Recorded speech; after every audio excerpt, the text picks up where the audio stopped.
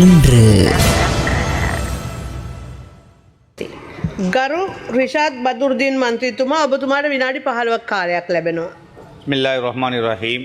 நேர்கள் தொடர்ந்தும் பாராளுமன்றத்தில் இன்று நிகழ்ச்சியோடு இணைந்திருக்கின்றீர்கள். இன்றைய நிகழ்ச்சியில் அடுத்ததாக இன்றைய பாராளுமன்றத்தில் கௌரவ பாராளுமன்ற உறுப்பினர் ரிஷாட் பதுதீன் அவர்கள் தனது உரையை ஆரம்பித்திருந்தார். தனது உரையில் கடந்த அரசாங்கம் செய்த சேவைகள் பற்றியும் இந்த அரசாங்கம் செய்திருக்கின்ற சேவைகள் பற்றியும் அவர் விரிவாக பேசியிருந்தார்.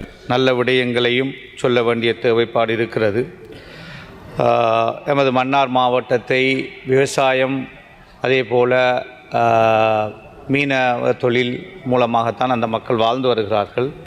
அந்த விவசாயிகளுடைய நலன் கருதி நாங்கள் அன்று அமைச்சராக இருந்த காலத்திலே அந்த நல்லாட்சி அரசாங்கம் ஊடாக மல்வத்தோயா திட்டத்தை அனுராதபுரத்திலிருந்து ஆரம்பித்து வைத்தோம். அன்றைய காலம் 500 மில்லியன் ரூபாய் ஒதுக்கீடு செய்து அந்த வேலை ஆரம்பிக்கப்பட்டது. அதன் பிறகு வந்த கோட்டாபே ராஜபக்ச அரசாங்கம் அதை கைவிட்டிருந்தார்கள். என்றாலும் இந்த அரசாங்கம் அதற்காக 5000 மில்லியன் ரூபாவை ஒதுக்கீடு செய்திருக்கிறீர்கள். அதற்காக இந்த அரசுக்கு அந்த மக்கள் சார்பாக நன்றி சொல்லுகிறேன். அதே போல் நிந்தவூர் கலாச்சார மண்டபம் பெருந்தலைவர் அஷ்ரப் அவர்கள் உயிரோடு இருக்கின்ற அந்த காலத்திலே ஆரம்பித்த அந்த கட்டிடம் நீண்ட காலமாக கவனிப்பாரற்றிருந்த கட்டிடத்தை அந்த மண்ணிலே இருந்து இந்த பாராளுமன்றத்துக்கு வந்த தாகிர் பாராளுமன்ற உறுப்பினர் அவர்கள் கட்டுவதற்காக அரசாங்க அதிபர், ஆளுநர், அதே போல் பொறியியலாளர்கள் இன்னொரு அத்தனை பேரோடும் கதைத்து இந்த ஊர் பிரதேச அபிவிருத்தி குழு கூட்டத்திலே ஆதம்பாவா அவர்களுடைய தலைமையிலே நடந்த கூட்டத்திலே அதற்கான அனுமதியை பெற்று அதன் பிறகு வசந்த பியதிச அமைச்சர்களுடைய தலைமையிலே நடந்த மாவட்ட அபிவிருத்தி குழுவிலும் அனுமதி பெற்று ஜனாதிபதியிடத்திலே வேண்டியதற்கிணங்க இந்த வருடம் 300 மில்லியன் ரூபாய் அதற்காக முதல் கட்டமாக ஒதுக்கியமைக்காகவும் எங்களுடைய மனமார்ந்த நன்றியை இந்த அரசுக்கு தெரிவிக்கின்றோம். அதே போல் மலையக சமூகம் எங்களுடைய சகோதர இனம் அவர்களுடைய சம்பளத்திற்காக அரச பணத்திலிருந்து 200 ரூபாய் ஒரு நாளைக்கு வழங்குவதற்கான ஒரு உடன்பாடு அது அந்த மக்களுக்கு ஒரு வரப்பிரசாதமாக அமையும் என்று நாங்கள் நம்புகிறோம். அதற்காகவும் எங்களுடைய நன்றியை இந்த சபையிலே தெரிவிக்கின்றோம். அதே போல் இந்த அரசாங்கம் செய்து வருகின்ற ட்ரக்ஸ் கட்டுப்பாடு அது இந்த நாட்டுக்கு தேவையானது. இந்த நாடு எங்களுடைய அழகான நாடு, நல்ல கல்வி சமூகத்தை கொண்ட நாடு. இன்று இந்த ட்ரக்ஸினால் மிக மோசமான ஒரு நிலைக்கு தள்ளப்பட்டிருக்கிறது. எனவே அந்த முயற்சி வரவேற்கத்தக்க முயற்சி. அதற்காக எங்களுடைய பூரண ஒத்துழைப்பை நாங்கள் வழங்குவோம். என்றாலும் இதை அரசியலாக்காதீர்கள். அது எந்த கட்சிக்காரராக இருந்தாலும் அவர்களுடைய அரசியலுக்காக காட்டி உண்மையான கள்வர்களை அல்லது ட்ரக்ஸ் டீலர்களை நாங்கள் காப்பாற்றுகின்ற அந்த பாவத்தை செய்துவிடக்கூடாது. உங்களுடைய கட்சிக்காரராகவும் இருக்கலாம் அல்லது மாற்றுக் கட்சிக்காரர்களாக இருக்கலாம். யார் செய்தாலும் தராத்திரம நொபலா, அதாவது தகுதி பார்க்காமல் அவர்களுக்கான தண்டனையை வழங்கி இதை கட்டுப்படுத்த நடவடிக்கை எடுப்பீர்களாக இருந்தால் நிச்சயமாக இந்த நாட்டிலே உள்ள எதிர்கால சந்ததியினரை காப்பாற்ற முடியும் என்று நான் நம்புகின்றேன்.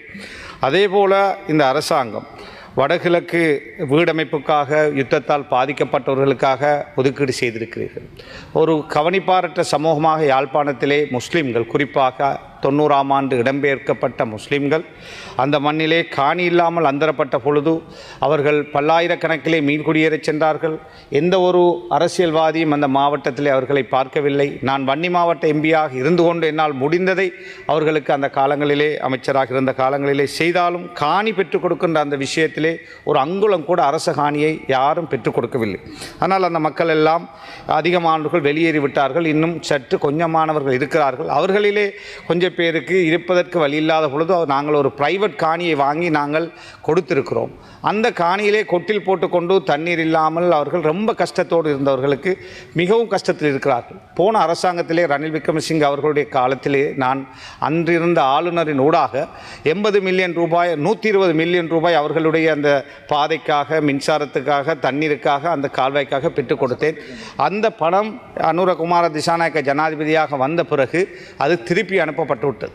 அதை தயவு செய்து எங்களுடைய ராமலிங்கம் சந்திரசேகரன் அமைச்சரிடத்திலே பலமுறை நான் அதை சுட்டிக்காட்டினேன். இளங்குமரன் எம்பியிடத்திலே சொன்னேன். இதுவரையும் அவர்கள் யாரும் அந்த மக்களை போய் ஒரு நாள் கூட பார்க்கவில்லை. ஆளுநராக இருக்கின்ற புதிதாக வந்திருக்கின்றவரிடத்திலும் அவர் இதற்கு முன்னர் இருந்த ஆளுநர் தான் கேட்டு அந்த பணத்தை பெற்றார்கள். ஆனால் இன்றைய ஆளுநர் அது சம்பந்தமாக எந்த நடவடிக்கையும் எடுக்கவில்லை. எனவே நான் அவரோடு இன்று காலையிலிருந்து தொலைபேசியிலே தொடர்பு கொள்ள பார்த்தேன். நான் இதுவரையும் அவரை தொடர்பு கொள்ள முடியவில்லை. என்றாலும் அவரிடத்திலும் நான் வேண்டுகோள் விடுக்கின்றேன். அவரை அந்த மக்களை பார்த்து இந்த அரசாங்கம் ஒதுக்கி இருக்கின்ற பணத்திலே அவர்களுக்கான ஒரு 25-30 குடும்பத்துக்காவது வீடுகளை கட்டி கொடுக்க வேண்டும். அல்லது 2000 வீடு கட்ட இருக்கின்றீர்கள் என்று கேள்விப்படுகிறேன். எனவே தயவு செய்து அந்த விஷயத்திலே கவனம் செலுத்துமாறு வேண்டுகோள் விடுக்கின்றேன். அதேபோல 600 மில்லியன் ரூபாய் நான் ஒரு வெளிநாட்டு அரசாங்கத்தோடு கதைத்து மன்னாரிலே ஏற்கனவே நான் அமைச்சராக இருக்கும் பொழுது ஒரு கோப் பில்டிங்கை கட்டினேன். அதை கட்டி முடிக்க இன்னும் 600 மில்லியன் தேவை என்று SCC ஸ்டேட் இன்ஜினியரிங் கோஆபரேஷன் சொன்னார்கள். அரசாங்கத்துக்கு தலையீடு கொடுக்காமல் நான் ஒரு வெளிநாட்டு வெளிநாட்டோடு கதைத்து அந்த பணம் தருவதற்கு தயாராக இருக்கிறார்கள். எங்களுடைய அமைச்சர் வசந்த சமரசிங்க அவருடைய அமைச்சருடைய செயலாளருக்கு அந்த விஷயங்களை நான் கொடுத்தேன். ஆனால் இதுவரையும் அமைச்சரவை பத்திரம் போடுவதாக சொல்லுகிறார்கள். ஒரு வருஷமும் ஆகிவிட்டது, இதுவரை போடவில்லை. இது அரசு அதிகாரிகளுடைய அசம்பந்த போக்கா அல்லது அமைச்சருடைய அசம்பந்த போக்கா அல்லது வெளிநாட்டு உதவி கிராண்ட், அதாவது இலவசமாக கிடைக்க இருக்கின்ற பணத்தை ஏன் பெற மாட்டிருக்கிறார்கள் எனக்கு தெரியவில்லை. எனவே இது சம்பந்தமாக அமைச்சர் வசந்த சமரசிங்க அவர்கள் அவசரமாக நடவடிக்கை எடுக்க வேண்டும் என்று வேண்டுகோள் விடுக்கின்றேன். அதே போல சிலாவத்துறையிலே மன்னாரில் இருக்கின்ற ஒரு ஹோல், அந்த ஹோல் நாங்கள் கட்டியது அரைகுறையிலே கிடக்கிறது. அது அன்று UDAக்கு பொறுப்பாக இருந்த அமைச்சர் சொன்னார், அதை நான் மேலே கட்டித்தருகிறேன் என்று சொன்னார். ஆனால் அவர் எல்லா வேலைகளையும் செய்தார். அவசரமாக அந்த அமைச்சரவை மாற்றம் ரீஷபிள் நடந்ததனால் நான் பார்த்தேன் அந்த பணம் போடப்படவில்லை. இன்று நான் அந்த அமைச்சரை கேட்டபொழுது சொன்னார், நான் பிமல் ரட்நாயக் அமைச்சரோடு பேசுகிறேன் என்று சொன்னார். எனவே இந்த அரசாங்கத்திலே அதையும் கட்டித்தருமாறு கேட்கின்றோம். அந்த கட்டடம் கட்டவில்லை என்றால் ஏற்கனவே செலவழித்த பணம் வீணாக போய்விடும் என்று இங்கு சுட்டிக்காட்ட வேண்டிய தேவை இருக்கிறது.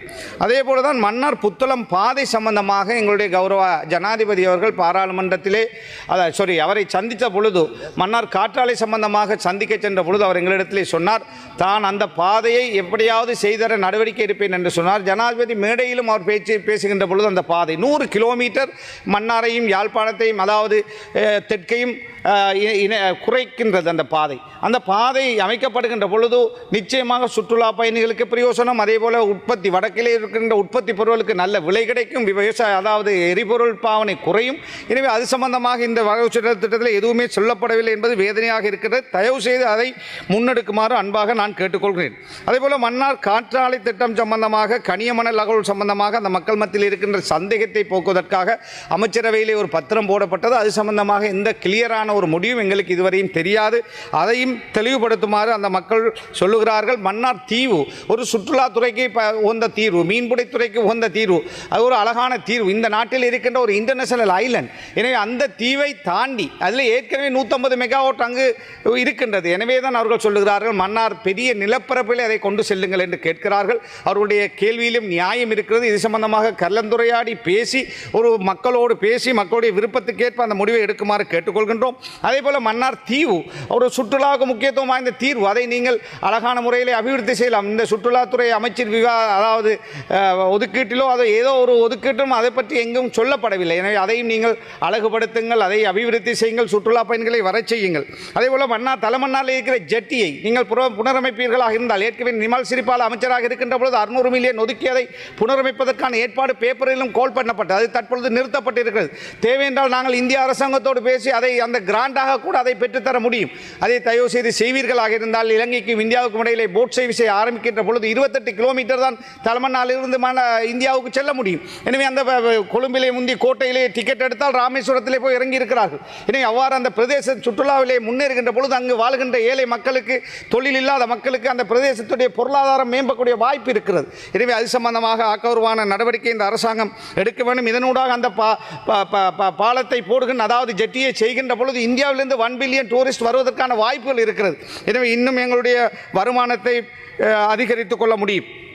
அதே போல் இந்த அரசாங்கத்திலே நான் காணுகின்ற ஒரு குறைபாடு தான் முதலீடு சம்பந்தமாக சில நாடுகள் வருகிறது, சில நிறுவனங்கள் வருகிறது.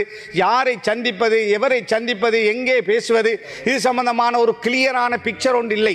இது சம்பந்தமாக நீங்கள் இன்னும் ஒரு வருடம் சென்று விட்டது, இன்னும் ஒரு வருடம் 2 வருடத்திலே மக்கள் உங்களிடத்திலே நிறைய எதிர்பார்ப்பார்கள். எனவே தயவு செய்து முதலீடு சம்பந்தமாக ஆக்கப்பூர்வமான நடவடிக்கையை முன்னெடுங்கள். அதுதான் இந்த நாட்டுடைய எதிர்காலம், எங்களுடைய எதிர்கால சந்ததியினுடைய வேலை வாய்ப்பு எல்லாம் அதிலே தங்கியிருக்கிறது என்பதை இங்கு சுட்டிக்காட்ட விரும்புகின்றேன்.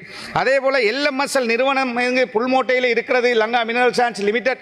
அங்கு தொழிலை கடந்த அரசாங்க காலத்திலே கொடுத்த 100 பேர் 100க்கும் மேற்பட்ட இளைஞர்கள் வேலை செய்கிறார்கள், சம்பளம் இல்லை. அந்த பிரதேசத்திலே அந்த கனியமணல் நிறுவனம் இருக்கிறது. நான் இது சம்பந்தமாக கௌரவ அமைச்சர் சுனில் ஹந்தனத்தி அவர்களிடத்தில் இது சம்பந்தமாக பலமுறை சொல்லியிருக்கிறேன். அவர்கள் சம்பளம் இல்லாமல் வேலை செய்து கொண்டிருக்கிறார்கள்.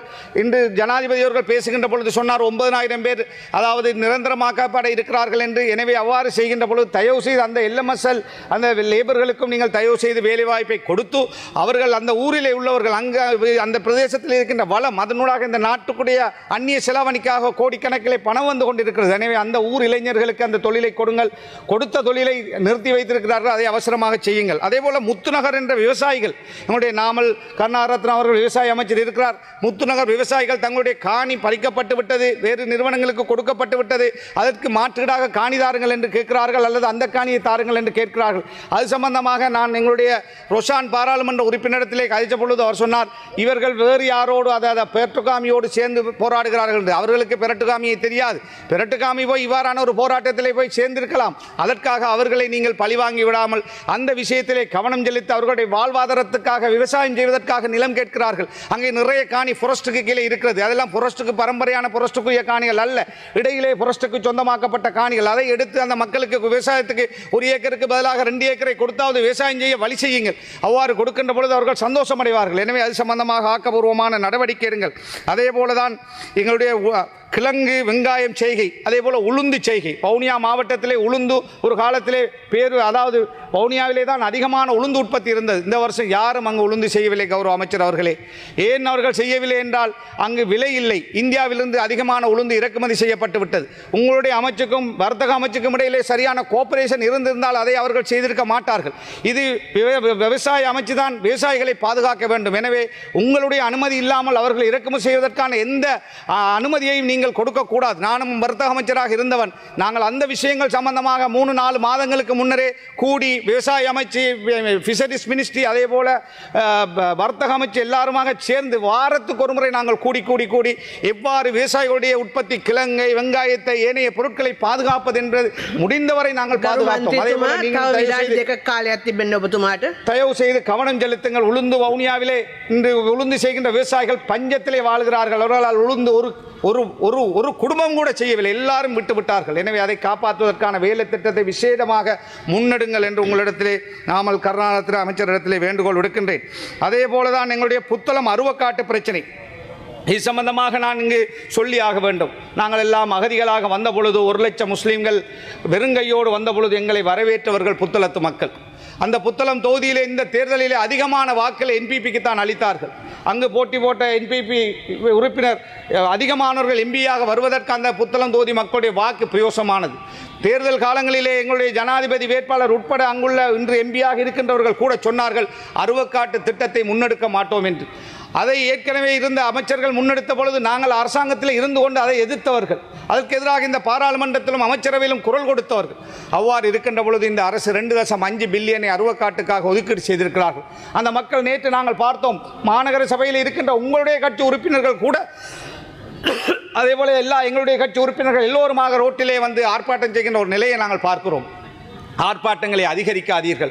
எனவே அவ்வாறான ஒரு திட்டத்தை நிதி ஒதுக்குவதற்கு முன்னர் அந்த பிரதேச மக்களோடு கதையுங்கள்.